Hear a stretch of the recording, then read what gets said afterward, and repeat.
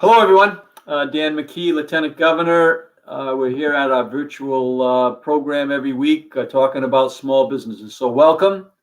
Today, many of you may have received a live broadcast that we had a press conference at Jennifer Ortiz Barbershop in Providence, and we had many small businesses join us talking about the petition asking the governor to allocate the monies that the federal monies that she controls, the governor controls, and provide grants to small businesses throughout the state of Rhode Island, which is an allowable use for those monies. And as mentioned before on the show, many states, more than a handful of states, are actively working to help their small businesses with those grants. Louisiana, who Lieutenant Governor Nunez was on our program last Wednesday evening, has allocated $300 million of their $1.8 billion to help the small businesses, and allocating in no more than $15,000 per business. So we're asking to do the same thing, and we thank everybody who listened in to the broadcast before. But the main message was, let's sign on to the petition, rismallbusiness.org/petition. Sign on that petition. It's very clear that the governor has the authority to distribute these dollars to our small businesses and help them survive. It's not everything that we need to do, but it is a start, and we're going to continue to work on behalf of our small businesses. So thank you all for joining us today. And if you have any questions, certainly you can type in the questions. And also, if you want to directly contact our office, you can go to 222-2371, 222-2371. We'll answer the call and we'll get back to you. So the press conference was this morning at 10 o'clock, and then it'll be widely distributed through the media. So as you follow that story, know that our office is working on the small businesses' behalf in the state of Rhode Island. And if you have a need, please call our office, contact us, and we'll follow up. And my ask of you today is to go and sign that petition. The small businesses will be delivering that petition to the governor in the governor's office within the next few days. So let's get the numbers up. We're a little over, approaching 2,300 signatures right now. So let's see whether we can get to 2,500 before this program is over. Okay, then let's bring on, I think that Mark Hayward is with us. So please bring Mark on. Mark, how are you, Governor? I'm doing great today, Mark. And we just had a very good press conference with many small businesses that you've been helping through the different PPP and the IDLES and those type of things. Excellent. And now they're advocating, as I know you have been, to use those federal dollars as other states have to help these small businesses with some grants. So yeah, without question, Governor, I think as you and I have chatted on many occasions, I think the real need is in the hospitality and retail industries. I'm not saying that there isn't need across the board, but hospitality and retail have been probably the most severely hit. And we continue to work with them, both from a technical assistance standpoint. That's the other thing I wanted to point out today, Governor, is that the SBDC SCORE and the Women's Center got additional monies through the CARES Act, and they are bringing on people to help people manage through these very difficult times. So certainly we want as many people who need technical assistance to reach out to them.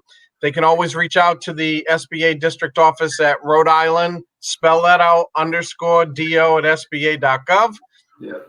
And we'll certainly put them in touch with a resource partner that can help them. And it can be just about anything. Certainly trying to get through all of this and having some assistance and a technical advisor certainly would be good. As you all know, PPP is now extended until the 8th of August. The president signed the bill on the 4th of July. There are no changes, Governor, to the PPP program, although some people have talked about it. Basically, the PPP program is the same as it was over the last since April the 3rd. So things are just going to continue on. If you have not got a PPP loan and you need one or want one, please let us know, because there are some lenders that are doing that. Not all lenders are participating at this point in time.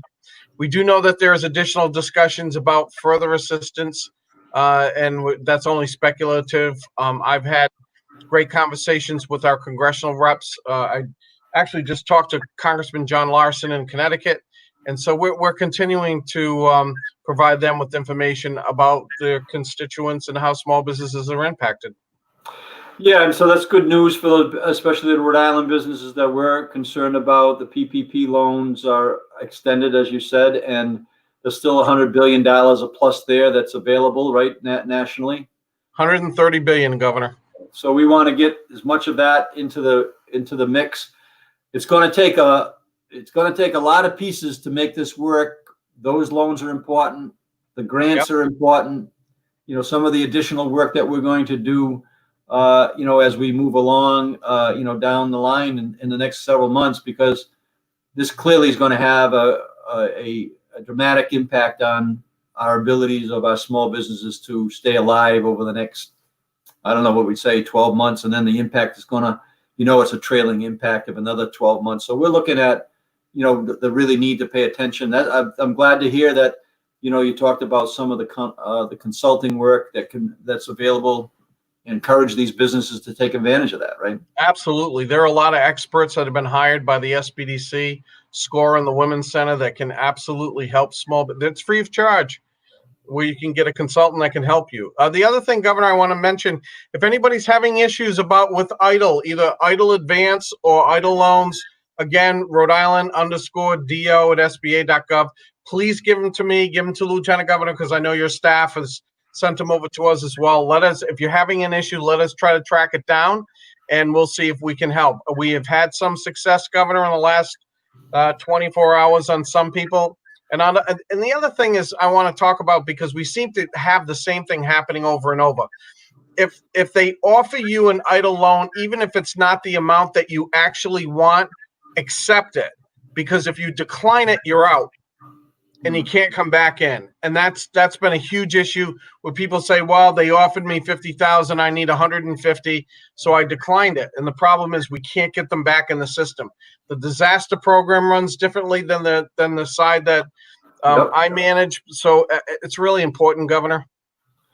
Yeah, and that's good advice. And I know in the press conference that we had today, one of the speakers, Nancy Bai, who is actually a town council member in Jamestown. She has a child care center in Jamestown. She was echoing how important you were, the SBA, the DLT, the DBR on these calls.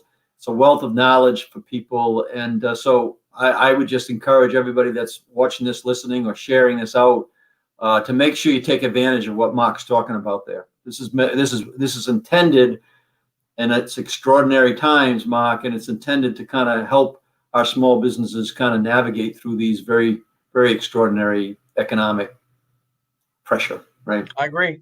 Yeah. So thanks, Mark. Thanks for being here. Yeah, let's make sure we contact Mark on these issues. I always get the fear of God when Ben pops up. Okay, Ben, what do you got, Ben? I'm not that intimidating in real life. You can ask the Lieutenant Governor. So, all right, Rosa has a question. Yep. How long does it take after the advanced money to get the actual EIDL loans? It's funny because I just got off a training on that, and it can go very quickly, or it can be actually 6 or 8 weeks in between.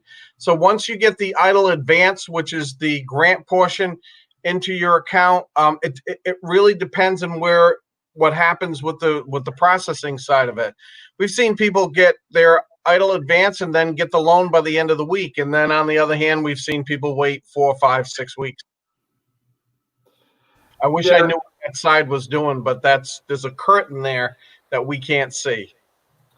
And Mark, the PPP loans, again, it's extended the application time frame, but it's still got that. How many weeks do you have to absorb that? And the percentages have changed as well, just to remind people. So the 24 weeks is still running. When you get to August, you're going to have less than 24 weeks, because it really stops at December the 31st. I can't predict what Congress is going to do, but you just have to make sure that you're spending it 60-40. If there are any questions, then just let us know, and we'll be happy to work with you. It's not difficult, and everybody asks about forgiveness. And I will tell you that the agency has not provided guidance for forgiveness yet. When I asked that question on yesterday's conference call in the Office of Field Operations, they said that they're working with Treasury and Cap Access to try to get those things resolved. So we're not there yet. So even though the 30th has come and gone, some people have spent the money. We don't have exact methods on how forgiveness is going to be determined. Well, stay tuned, but that's going to happen now because Maybe next week. Maybe next week, because they're going to have people are going to start applying for that forgiveness that we're early in, right? That's happening because that ended end of June for a number of the people who got the early PPP loans. Right? That's correct, Governor. But there's 90 days after June 30th, and actually, there's 90 days to apply for forgiveness, and then there's 6 months to make the determination. So there's plenty of time. There's no rush to do it. So we're hoping that if we get the rules very succinctly out to the business community, once they come out, then we'll see forgiveness start probably for a number of people, probably right away. But they're not paying any interest charges because the SBA is paying the banks to carry rate on the interest charge. Yeah. Well, Mark Haywood, thank you so much for your leadership on this. Appreciate it very much. Hey, Matt, how are you? Yeah. Hey, Matt. Governor, how are you? Good. Thanks for joining us. I hope that you enjoyed the 4th weekend. That was our Independence Day. We had good weather. Yeah, it's always nice to get out. I do come in the morning and try to help some people out, and then I head home, and it's always good to spend some time with the family. Yes. Just Mark gave some advice today, so I'm going to do the same thing in just a moment. But first, I'll just give you a quick update on where we're at with claims. 284,385 initial claims have been filed for unemployment insurance. 86,107 of those are the Pandemic Unemployment Assistance Program. And then 28,333 claims have been filed for temporary disability or temporary caregiver insurance. I've said it every week, I think it's a staggering figure. And even though there are not 284,000 unique people on unemployment, we still have to work on each and every one of those claims to either void them or pull them out of the system or process them if that's appropriate. And one of the pieces of advice I want to give today is if you are seemingly at a standstill and you don't know what happened with your claim, do not file again, please. There's no need to file again. What you need to do is contact us through a number of options. One way for the people that are involved with these sessions is to go through your email, which is ltgov20, I believe, at gmail.com. That's been very effective, and that we get that information over to us. Another way is to use the web form that we have in which you can identify what your issue is. We will triage the issues, assign them to staff, and get back to people. Unfortunately, right now, that takes like a week. We're that busy. And what happens is when claims are filed and refiled and filed again because people are frustrated, it slows everything down for everyone. And so I'm urging people not to reapply, to use the certification system as they are supposed to let us know when they have problems, go through your office, and come directly to mine, and we will give them help, I assure them. Another big thing this week, and I've noticed it more and more lately, DLT remains closed to the public. We are working here. I've been using an analogy, and I'll use a small business analogy. If I am a lumber distributor and I distribute to places that sell it at retail, then if you need a piece of plywood, you go to the retail shop. You don't go to the distributor's headquarters. Consider DLT in Cranston the headquarters. There's no reason for a customer to have to come here. And if they do right now, they're getting frustrated because we're closed. And so they're met by sheriffs who tell them, I'm sorry, but we can't accept walk-ins. I want to try to prevent that frustration as much as possible. Use the channels that we told you about, which are the email address, the web form. Call the hotline at 401-234-4280. They'll take your information and get it to us for a call back. But don't spend your time getting in the car and coming to Cranston because you're going to be met by people that tell you, unfortunately, we can't accept your as a walk-in right now. DLT has remained focused on getting things processed, and so we have not reopened yet. I believe that in the coming weeks, we'll see some movement with our one-stop career centers, which are located throughout the state. And those will be the places where people can go for service. But Cranston is not the appropriate place. It's like the headquarters. Just a couple of other things. I don't know if I just mentioned this, but in holiday weeks, payments are delayed a day. That's true every time there's a holiday, even when it's on a weekend and you would think it wouldn't impact bank runs, it does. And between our feed to the banks and their run, it pushes everything back about one day. So when people were accustomed to getting paid on Tuesday, they will now get paid on Wednesday this week. It should go back to Tuesday next week. Another big issue, Governor, is return to work dates. A lot of people are going back to work. That's a great thing. Many of them are going back part-time or less than the hours that they had before. If they're sending forms in, or if employers are on this session and they're reporting to us that people have returned to work and they do not indicate that it's part-time, it's going to put a stop on the claim. And so people may have gone back to work, but only for 7 hours a week, and they're no longer able to get unemployment until they speak with someone. You're better off letting them stay on a regular claim and just telling them to report their earnings every week. That way they can come, they still, they're working a little, reporting their earnings, and then they'll get a partial payment, and it doesn't slow it down for them, and it doesn't add to the backlog that we have. I think the last thing for today is the fraud cases that we still have. We are sending out a notice today or tomorrow. In that notice will be instructions to use a web-based system or a phone-based system to get relief from the hold on your claim. I urge everyone to follow those instructions and try to use those systems first before reaching out to us directly.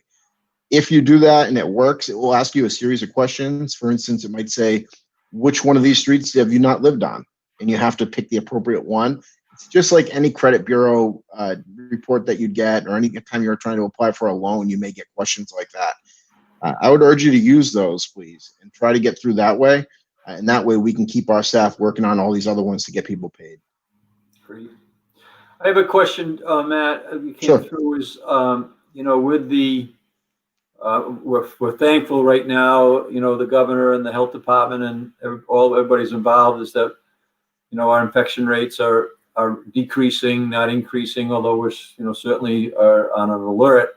But you have some people, for instance, a business owner who was on unemployment, got back into business, say a sole proprietor, now is, caught the COVID. This is an actual example. Are they eligible to go back because they can't work? Are they eligible to go back on unemployment as they were on, then they're off, they started, and then now they can't, now not able to run their business?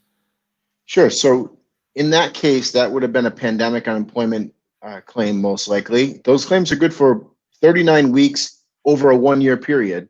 You can collect up to 39 weeks over 1 year. So from the date you filed, it's a year out. That's your benefit year. So, if you filed this week, 1 year from now, your claim would expire. So if you're out of work, you were working, now you're out of work, what you would actually do, and I know I preached a little bit before about not refiling, but you would actually go in and try to refile, and that would reopen your claim, or reach out to us through one of those channels and we can reopen it on your behalf. But you can absolutely collect again if you're out of work again. Okay. So, and you're going to get a number of these, the work share strategies, like you said, and then if you have reoccurring infection type of, things happening inside of business, those people are not going to be able to work. So they may have been on unemployment, they came off unemployment, but there's a need for them to go back and not be working. They got the 39 weeks inside the 52 weeks, as I understood you said, you could collect up to 39 weeks inside. That's right. 2 weeks. So if you use 5, you got 34 left. That's right. From the date that you applied originally. Correct. Yeah. Okay. All right. That's good. Thank you so much, Matt. Does that, Ben, you have anything for Matt at all? No, not really. Nobody asked any questions for you today, Matt. I had a question. Shay asked a question, but you already answered it because apparently you got the same text I did.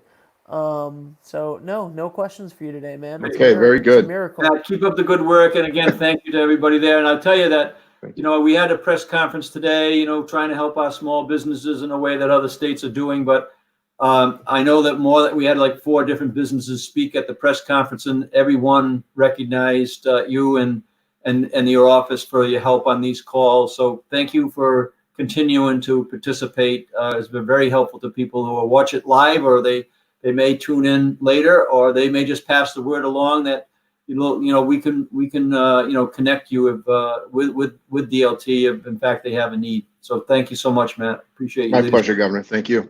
Right back at the whole crew there that's working at DLT. Thank you. Yep. Here it is. Hey, Matt. Oh, we got Liz. Good. I just I haven't figured out my screensaver here, so I keep on going off, but you can see me. But anyways, Liz, a different 4th of July parade for you guys on the route this year, huh? We missed you, LG. We missed you. Oh, man, you were missed. I know. Next year, hopefully, we're back to some sort of normal. And but yeah, you the Bristol crew there, but they improvised though, right? They improvised. It was in a way. it was really great. It was real. I mean, it was only about 15 minutes long, but it was really great, and everything worked out really well. Oh gosh, the whole crew was. It was still very meaningful. You know, it still was very patriotic, and it was beautiful. They did a great job. We got to keep up the tradition. Yeah, well, I think that's an important thing. You got to keep those traditions alive, and they did down in Bristol. So we're very proud of that, and it's also a reminder, right? You know, when people were texting me about Happy Independence Day or Happy 4th of July, I would always text them back. Yeah, it was the day to count our blessings, right? You know, for being able to live in a place like we live in and have all the freedoms we have, and actually meet the challenges that we're meeting right now, right? So, and I know that DBR is doing its part. So, give us a little update on where we are. I know that Phase 3 was launched, and there's certainly issues that revolve around that. But give us the overview of what's happening right now out of DBR, Liz. You've got it. So this week we're really focusing on getting the word out about the enforcement work that we're doing. So there have been inspections taking place for several months now. You know, in the beginning we were focused on face masks, and we've since expanded. But, you know, we're coming up upon 6,000 different inspections across the state. The bulk of them have been in retail. That includes grocery stores and your regular markets and things like that.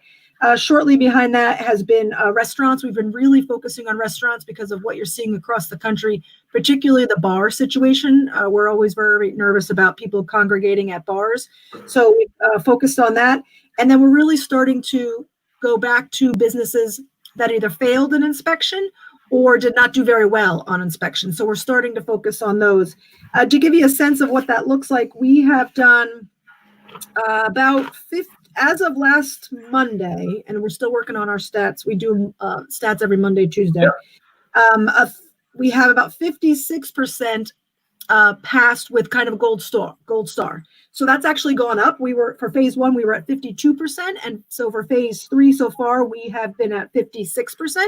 So that's very exciting to see that number go up. Yep. And our failure rate has gone down. So we were at a little over 9% for Phase 1, and then we're up to about we're only down to 7.5%. So we're doing pretty good as far as the compliance. Places that we could still use some improvement, we have seen a dramatic reduction in the number of customers wearing masks. Interestingly enough, early on, the customer mask usage rate was actually higher than the employee mask usage rate at one point. A part of that might be that we're focusing on restaurants and bars, so there are people using less masks. They're either at the bar drinking or could be eating. But we have seen a big decline in the customer mask usage. So I would want to encourage folks to wear their mask when they're interacting with employees, because you're not just protecting the people that you're with, you're protecting the employees as well. So I think that's really important to point out. Another thing to bring up is kind of how we do these inspections. So again, almost 6,000 inspections. The plan is not to penalize. This is not a money-making venture. What we're trying to do is educate people, right? So Rhode Island's doing such a great job for a lot of different reasons, and this is just one of them. But it's because we have the participation and support of so many of our businesses. So it's really important to continue to take this seriously, have a plan, communicate with your employees, follow the rules as much, whatever it is for your particular kind of business, and understand that if you have any questions or you're looking to improve in some way, that you can reach out to us and we'll do an inspection and guide you through. Again, building the customer confidence. We want people to feel like they can go out. However, we do have a few bad actors, and lucky enough, Rhode Island has really not had too many. But if someone does fail an inspection, depending on what the situation is, if it's egregious, if it's dangerous, we might take some sort of immediate steps to get you to fix that situation. For example, if there's a bar and there's too many people congregating, that is a very dangerous situation. We've seen the evidence of that across the country. So there might be an immediate need to either shut down and comply or an immediate order to make that situation better. For some of the other ones, we're just giving warnings, and we will start to impose fines now for those who are unable to comply or unwilling to comply. And I think that's a big part of it. If you're willing to work with us, we're good with that. But if you're refusing to comply at all or feel that this is not something that you have to take seriously, that's where we have problems. So one other thing I wanted to bring up is events. So starting today, municipalities will be looking at event requests. So if you want to do an event in your municipality, and that's it could be a road race, it could be a fair or a festival, it could, there's lots of different events. We are training the municipalities today on how to review those applications for events, and we'll be doing another training for them this week. So there's just too many of them for the Department of Business Regulation to do all at once. So we're asking municipalities to help us with that. So if you want to do an event, you can still send them to DBR. We will share that with the municipality, and we'll serve as a conduit and an education trainer, hand holder for the municipalities to review any event applications. So that's the latest and greatest, and I'll take any questions you might have. Well, I got a couple on the events. Actually, we're going to have an event planner on our broadcast show here today. He does boxing events at the Twin River, and he's trying to be imaginative and figure out a way to maybe even bring it outdoors or some way. But what, in general, not specifically to that one, but on the events in terms of, has there been a number of people who could actually be at an event, or is it more like the application kind of defines what the event looks like? There's so many particulars that I would rather not get into the specifics, but weddings are treated very differently than, say, a fair or a festival. We've tried to denote. We have an art festival. If there's a lot of vendors selling things, we've decided to treat that like outdoor retail. So it has a larger possibility of folks because they don't all know each other, and it's like a shopping experience. Versus when you have a wedding, you have people who all know each other, and they're all going to be close to each other and hugging each other and, doing things like that. So we treat that a little bit differently. So there's a big distinction between people who don't know each other and people who do know each other. And so that's how we've separated it out to try to make it safer for all parties involved. And then when you say the municipalities are going to, help build the plan or take the application of some sort, is it DBR that's still going to be able to sign off on the plan, or is it the local community that's going to sign off on the plan based on your guidance? It'll be the local community that signs off. Okay.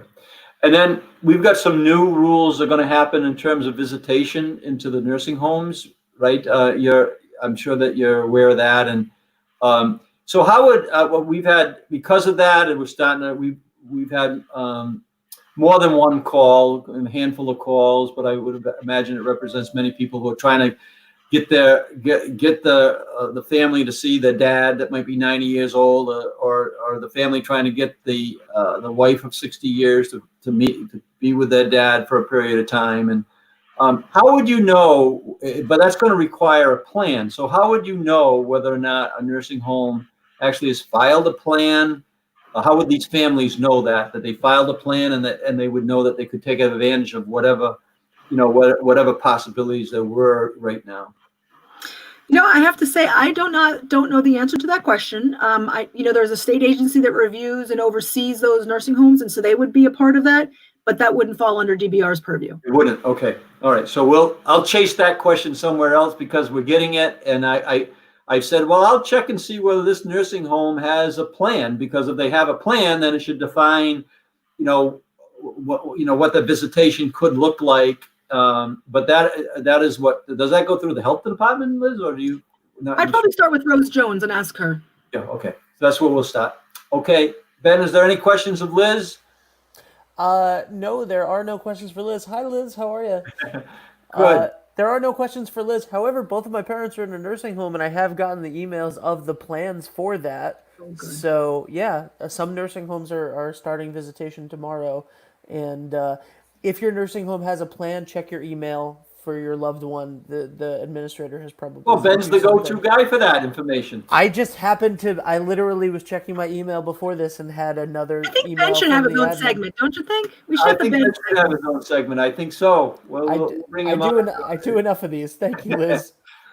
No, but that nursing home thing, I think that's going to be a real important topic. And it's good that there's going to be some relief, what I've read. But I understand the nursing homes have to have a plan in order to actually take advantage of that. And boy, these families who have been, on a personal note, certainly who have not been able to see their mom or their dad or the husband or the wife, and that's been very painful to them. I'm sure. Yeah, very painful. All right, so we'll find out what's going on. Liz, again, thank you. I'll repeat what I've said to both Matt and Mark. Liz, you're participating in these. We had a press event with some small businesses today, and they all made a point to talk about the you and DBR being very helpful to them, along with DLT, with Matt, and also the SBA. So thanks for participating. I hope that we can Thank you as always, Governor. You got it. Okay, Liz. See ya. Okay, so I think that that's great information. Again, take advantage of these professionals that are taking the time to interact with our office and interact with you on a weekly basis here. If there are issues on DBR, the smallest issues, the biggest issues, make sure that we make the contact. You get a clarification, you're going to get some assistance. Same thing with DLT on unemployment issues, the work share issues that we're working with every week with our local businesses. And of course, the SBA, which with the PPP being extended, businesses who have not applied for that are eligible. And we want to make sure that all the dollars that we possibly can get to the small business community gets there. And all that's a great option too. So thanks to all three of our regular guests. And now I'd like to bring on, I think the Gifted Forward, the rismallbusiness.org crew. Chris Parisi, there you go. Lori Tari, thank you for being here. Thank you for both being at the press event this morning. I thought we might be able to talk a little bit about that. Chris, give you a little overview of what happened. I know that the media is calling, and they're going to be reaching out to you and Lori and others to participate and deliver the message that the small businesses provided today. It was great to have it at Jennifer's Business. It was a side street in Providence where small businesses happen, right? That's the main street. A number of small businesses are on those locations. But Chris, give us the overview of what happened there today and your feelings on the effort for the petition that we're asking everybody to sign. Yeah, we brought the conversation to Main Street, which was great. And we really appreciate all the media that came out and covered this. And we built this Rhode Island Small Business Coalition so that we can have a voice, so that we can have an organization to advocate for our needs. And we can't do it with all the media members out there. So having them out there today was a great sign for our community, and we really appreciated it. Overall, the press conference went great. We were able to really communicate the urgency that we need to act now. Small businesses are dying every day that there is inaction, and it's a very simple request that other states have already done, and that's simply to allocate at least 10% of the $1.25 billion in that federal funds that the governor is holding on to. We need to allocate just 10% of that to small business grants. These are not loans like the other programs. And some reporters were asking me, well, why do we need this? That there was these federal programs out, there was some local and state programs. Well, every day we're hearing more stories of more small businesses closing their shops, small businesses that have been in business for decades. And it's truly heartbreaking to hear these stories. And some of those programs certainly helped out some businesses, but certainly didn't help out all businesses. And plus, even the PPP was an 8-week program in a way when it comes to at least the payroll. If those programs really helped out, we wouldn't have over thousands of small businesses that joined the coalition. We wouldn't have thousands of people. Just lost Chris briefly. He was getting too excited. I know that. Well, Laura, you were there behind the scenes. Yes, I was on this there. event, but boy, thank you for helping with the, putting it together and participating. We try to respect the media today with a handful of people who spoke. We'll get back to you, Chris, in a second. But yeah, but thank you for being there and thank you for your help on it. But Lori, give your take as a professional in this marketing area. Yeah, it's funny there and today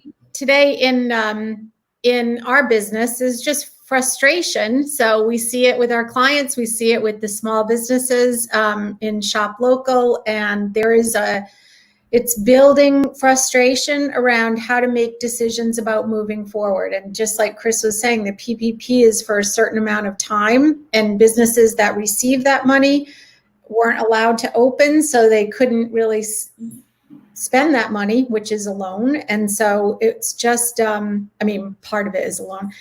Yeah, so I think that the stories I heard were great. And I loved Nancy's comment about that this particular program becoming her lifeline through this, because having that direct connection to what's really happening out there. And for us even to be together and see each other in person for the first time, sometimes I think people get caught up in their homes and their businesses, and they may think that this isn't, you don't see it happening. You don't see the businesses closing their doors. So in some way it's not getting through, but the reality is businesses are closing and the time is now. There is urgency.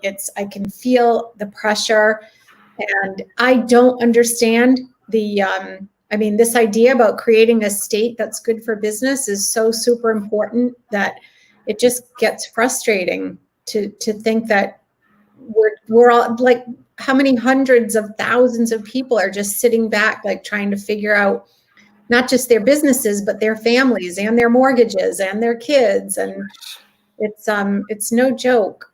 So no joke. And that's why I was saying that, the location was good. It was a small business that we were able to maneuver around the street, and thank you to the local Providence police, right, for helping make that, making it a safe place. And we did social distancing. We all wore our masks, but there was a business owner there that I think that he's going to get a little more involved. That really good person. He owns a sandwich shop there. I think it's the Ocean State Sandwich Shop. Mm-hmm. And he was telling Jennifer yesterday, and passed along his text that he's closing until after Labor Day, because this impact of the fact that people aren't coming to Providence, the professionals are not coming to Providence. They're working from home.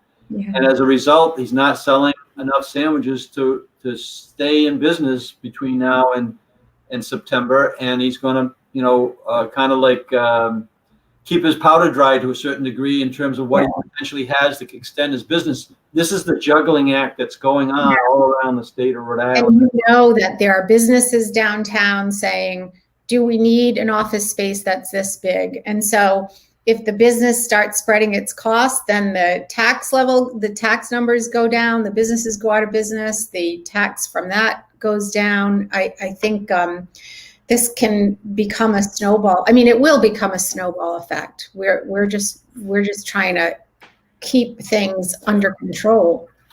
Well, you, Laurie, and Chris, and Justin, and now the core group of people that have participated in this program are the backbone right now of a movement, and we're doing everything we can to move it forward.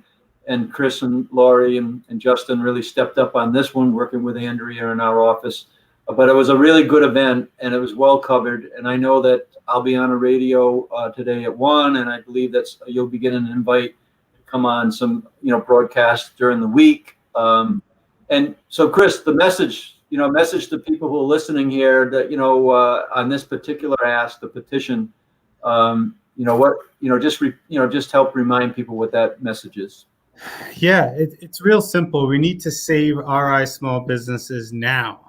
And the best way to do that, and frankly, the only realistic option, is to use some of that federal funds that the governor is holding on to. I believe she released today that they're waiting to hear from DC to tell them if they listen. Small businesses don't have time to wait for DC bureaucracy. We don't have another 30 days to then figure out what you want to do and another 30 days to get that cash in the hands. Small businesses are closing shop today. They need money, cash flow in the forms of grants today. So that's why we've urged the governor, who again has done an exceptional job leading us through the health crisis, but we really need to work with her and she needs to listen to us. And we urge her to help us through this economic crisis and release those funds that she's holding on to. And everyone, this is an issue that affects all Rhode Islanders. So we urge you to do two things. Number one, go to rismallbusiness.org/petition and quickly, easily sign the petition. And number two, contact your local rep and senator. We emailed every single one of them, letting them know and asking them if they support, and we'll report back if they're with us or not. There's already a handful that were at the event today. There's already a handful that said, yes, I'm on board, and putting that pressure on them to put the pressure on the state will really help us achieve this goal. And this is not a pie in the sky idea. This is something that all these other states are already doing. New Hampshire's 400 million. We're asking just for 10%, 125 million. Just to start. We know we have it, we know it's legal, and we need it now. Yeah, and Chris, and I'll give Laurie the last word on this segment, but we do know it meets the guidelines. Other states are doing it, helping thousands and thousands of small businesses, and whether it's Louisiana or Wisconsin or New Hampshire, right, or Pennsylvania or Mississippi.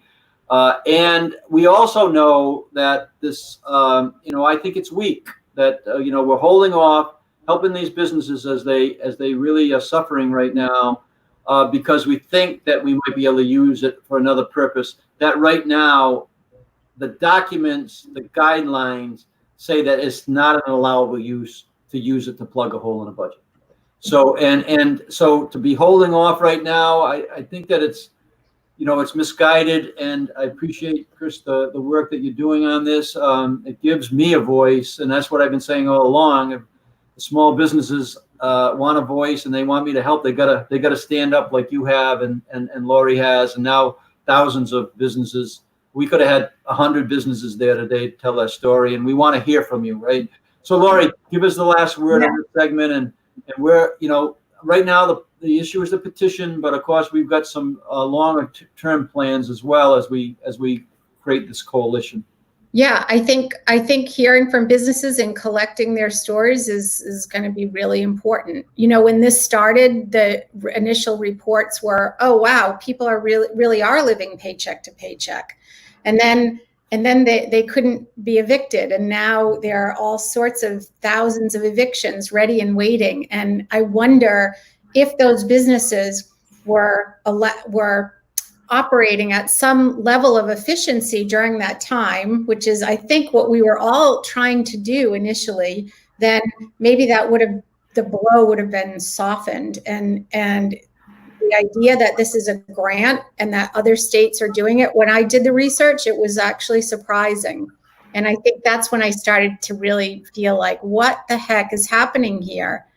I mean, we have to do this, and please. Oh, and I think that if we get to 2,500 today, you guys owe me a drink or something, because that's the number that I chose, 2,500. Yes. So let's do this.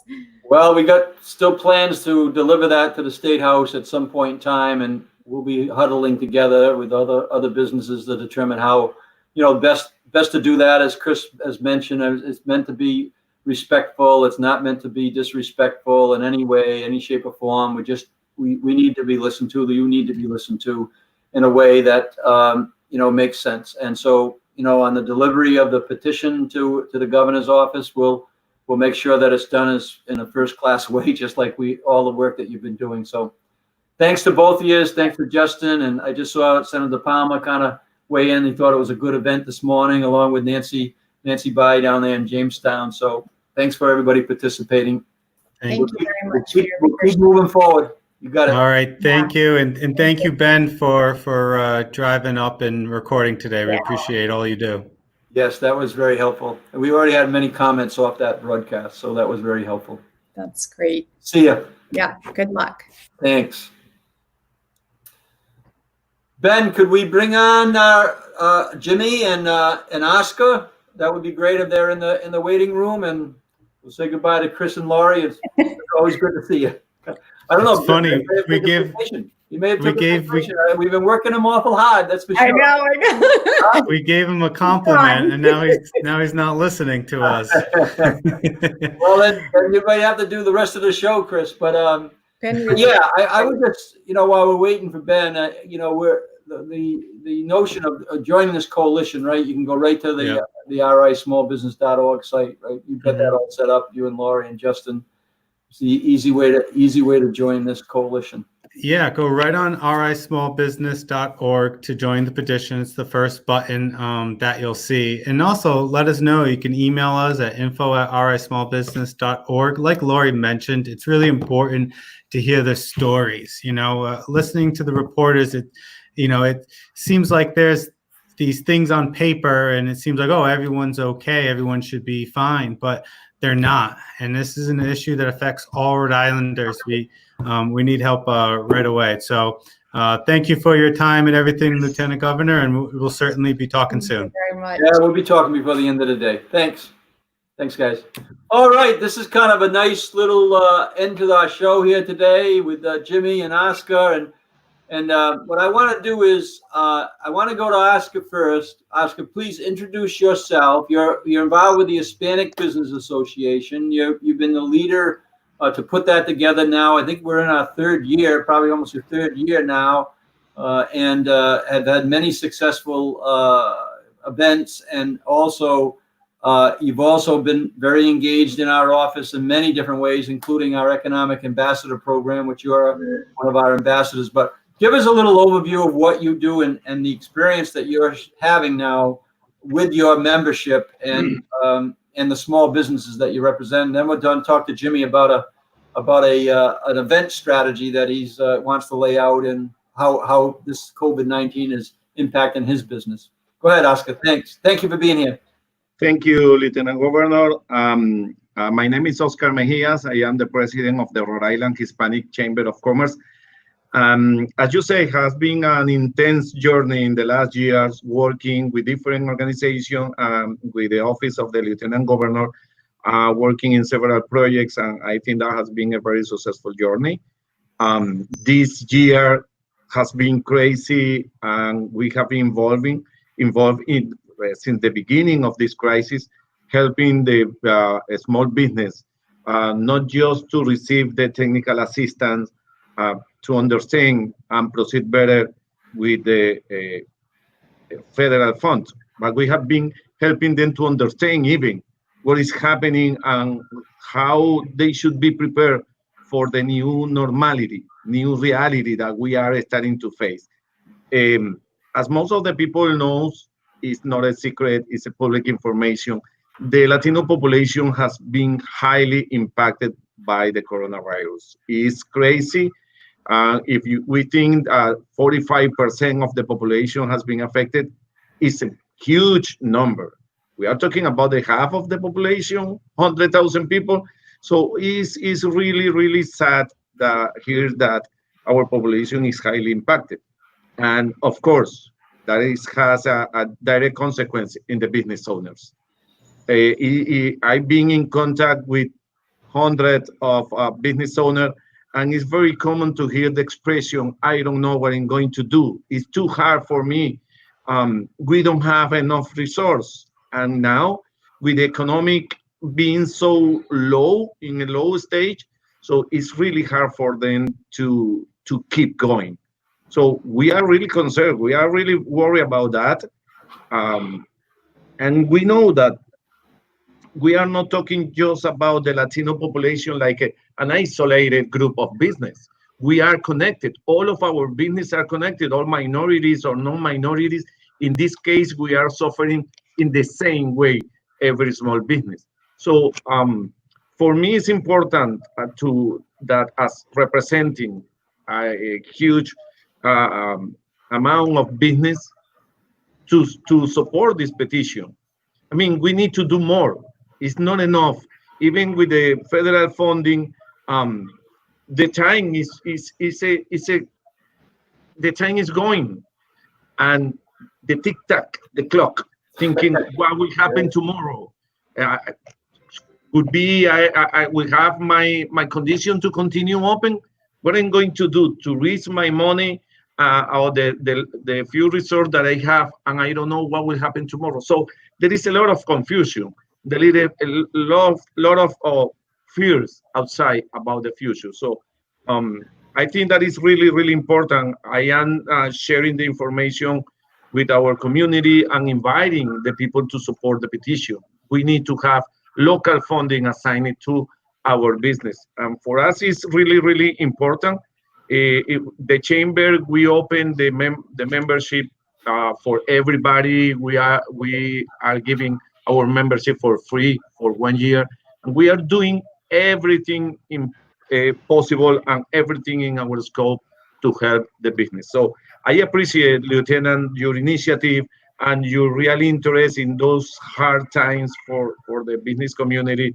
I think that is important that we keep working together and showing the support, because it's not just saying, oh, yes, we support business. No, we need to do. We need to make the things happen. Not just be in an office or saying they be in the news.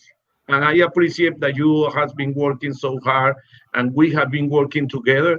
I feel that we need to keep doing that. Our small business need it. The Latino community is growing so fast, and with the business owner creating jobs.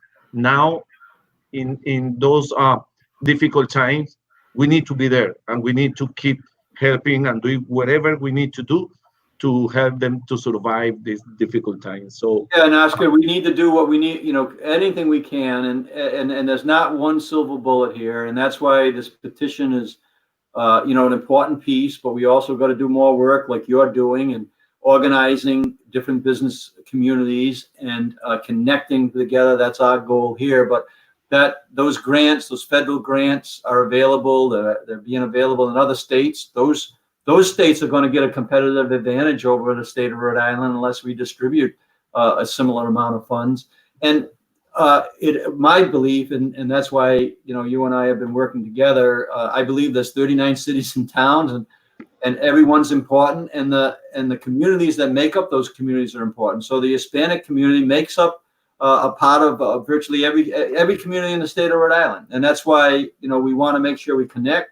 I was mentioning today at Jennifer's barbershop, where it's not just she's a Hispanic business owner as well. And but she does business. She buys her hair products from another business. She buys her scissors. She buys her all the things that she works with. She buys her the chairs that she, and so that she's not exclusively working with the Hispanic community. Her business reaches all our communities, and that's why we need to bring it together. Your leadership has been phenomenal, Oscar. Your energy has been unbelievable. It's been an absolute pleasure working with you, and we're going to continue to work together to make this work. And that petition's one step, and we have multiple other steps we got to work together to make it happen. So thank you so much for being here, and stick around because I want to come back to you. But thank you, Oscar. Okay, no, thank you very much. And I just want to say a few words. Yes, all of us are connected. All our businesses are connected. And it's not just about to bring the money to give loans or things like that. We need to do a lot of things to support them in the future, next 2-3 months with training, with education, and everything that we can do. So thank you. We've been running broadcasts like this. We've been on same broadcasts. We've been speaking in Spanish to people who have got the language issue. We need to make sure that we're connecting everybody in order for this to work. And thank you, Oscar. Jimmy, you're here. Please introduce yourself. And you've been at it for a while in Rhode Island, so this is a new world for that you're seeing right now, right? It sure is, like it is for most of us. But I'm honored to be on here with Oscar because actually 50% of our athletes are from the Hispanic community. Our live championship boxing division and our MMA division. Oscar, you brought us some tremendous talent. And I've kept an eye on you because I am a Rhode Islander. I've lived here my entire life. I've been from the small business. The restaurant hospitality business means an awful lot to me because I had one of the most famous restaurants for over 25 years here called the Classic Restaurant. So I small business like Dan is such a great part in, and I'm so happy to hear that both of you have worked together. Dan's a worker. He's a grind. He's like he he actually is. He gets in the ditches and he's not afraid to get his hands dirty, and that's what I love about him. So, Oscar, thank you. Keep up the great work you're doing, and anything I can do for the Hispanic community, I do. When we do get this back, most of our events are done at Twin River Casino. I want to offer you a table there so you Thank can you. have your organization there, and people can relate to it, because this is teamwork. Listen, the doctors not the greatest doctors, the anything. It's all teamwork, and that's what we have to. I do also, Liz Tanner, Dan, that you had on. She's a dynamite worker. She's from the fighting city of Philadelphia, so she knows what boxing's all about. And boy, she was brought here, and she's done a great job. I mean, she's the type of person that really, if you had to call her at 9 o'clock at night, like if I have to call you and you answer your cell phone, that's what Liz Tan is about. So the governor made a good choice in having her there. And Chris and Lori, uh, talking with the small businesses. I wish I knew about that this morning, because I would have been down there myself. But this is what Rhode Island's all about. We are small business. So I want to talk on two different deals. On March 12th of last year, I had an event that was going to be done on, and I know the lieutenant governor's got a radio show, so I'm gonna try to make this fast. But I had an event March 12th scheduled for Twin River Casino. They asked me to actually do them a favor. We had a February date, and they had a big concert they could bring in. They asked me to change dates with them. Well, to this point, I did it because it was good. We have a great partnership with Twin River Casino. They've been a great partner with us through the years since they've opened up. We have a fight on March 12th, which was a Thursday night. Thank God we got it almost sold out. And on a Monday, the governor put a emergency into effect here, and we had to cancel. I called on the Monday and said to Twin River and the rest that, are we going to be able to do our show Thursday? They said, yes, we're going to go forward. So now I got to fly in all these athletes from out of state. I got to put them up at hotels. I got to take care of their medicals. I got to take care of their dinner. Well, we had the weigh-in on Wednesday night, March 11th, and at 7 o'clock Thursday morning, March 12th, our event was canceled. And four events have been canceled since. So I'm looking here right now that this is my 30th year I'm bringing promotions to Rhode Island. We don't have to bring them here. We do promotions all over the world. Worcester would beg of me to go up there and bring our promotion up to Worcester, okay? And we got a lot of Worcester fighters on our, so we're looking right now at a direction, okay? I've been present. I've been standing still. I've been trying to make our government do what it has to do. But in order for us to do an event, my athletes need 6 to 8 weeks to get ready for an event. If we're doing it at Twin River, I've got to make sure they've got dates. Twin River's got to go to the town of Lincoln and make sure that it's okay with them. So consequently, we have no directions. Where do we go? We can't do events without fans. Okay, is our business over with here in Rhode Island? What do? We have no path. Give me 250 people and let me try to get a path as the first phase or something that we would have a direction to. As far as that's one. So a lot of people are counting on us, Dan and Oscar and everyone that's listening. The athletes are calling me. They haven't had any money coming in. They've got families. What they want to know, when are we going to be able to go back to work? I can't answer them. I can't even tell them an approximate date. So this is not something that I need to talk to a politician and then wait 3 months. I need to have meetings now I need to know some directions, okay? Or else I've got to go to another state that is going to give me answers. And I compliment the state of Rhode Island. The state of Rhode Island on the health side. I've become a #1 fan of Dr. Nicole Scott. I think she's done an unbelievable job, and I think that the proof is in the pudding. Oscar, I know it's hit the Hispanic community terribly. This, and I have a saying that we are looking for the biggest knockout punch ever to get this, that really get this corona virus away from us, and we will find it.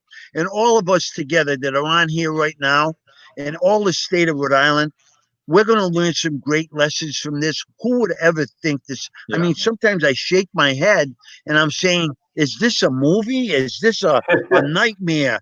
I mean, walking down and listen. So Dan, we want to follow the rules. We want to follow. We've got to have masks. If we get, we have a couple of thousand people at an event at Twin River. We can't do that. We know we can't do that right now. Okay. But give us something that we can shoot for in following all the rules, following every rule that's possible, or else this is going to be another business in Rhode Island that's going to be lost. Yeah. And that's and on the other side. That's what we're worried about. We're going to end it now, but we're going to certainly circle back with you. And you're an example of there's no such thing as a small business that doesn't matter in the state. And this is what we're trying to get through with this petition. People to sign on to that petition. And kind of, the sense that I get is, well, it's just another, event planner, or it's just another ice cream shop, or it's just another, restaurant, a small restaurant on Broad Street in Providence or something like that. No, when you put them all together, it's not just that's our economy. Every piece of these places that are in business, that's our economy. And you can't dismiss one as being, oh, that's not important. They're all important. And that's what we're working on. So Jimmy, we'll follow back with you. I know that we're trying to get you in touch with the Poor Sox and maybe even some sort of maybe an outside event. I think it's a fantastic idea you're there. I'm not sure whether that happens or doesn't happen, but we'll stick with you. We'll try to figure out. We'll try to get you some guidance. And Oscar, we're going to keep on working together as an international ambassador that you are, and your advocacy for the state of Rhode Island is exemplary. And we really, appreciate your leadership. So I have to leave it there, but go to the petition, sign the petition, Jimmy. Send it out to all the people that you're working with on those projects. And I know Oscar's already doing that. And sign the petition, and let's see whether we can make some headway on that piece, and then we'll keep working together to make more headway and help our small businesses survive. Thank you so much, everybody, for being here. Thank you, Jimmy. You got it. And finally, I'll just kind of close out. That was a great show, great presentation, and we're going to continue to have these and highlight people like Jimmy and Birchfield who he's got a business. We got to listen to him. We got to figure out ways to help him, just like we should be helping every small business in the state of Rhode Island. So we're going to continue to do that. We'll be back here next Tuesday. And I appreciate everybody's listening in, and anybody that wants to contact us, 222-2371.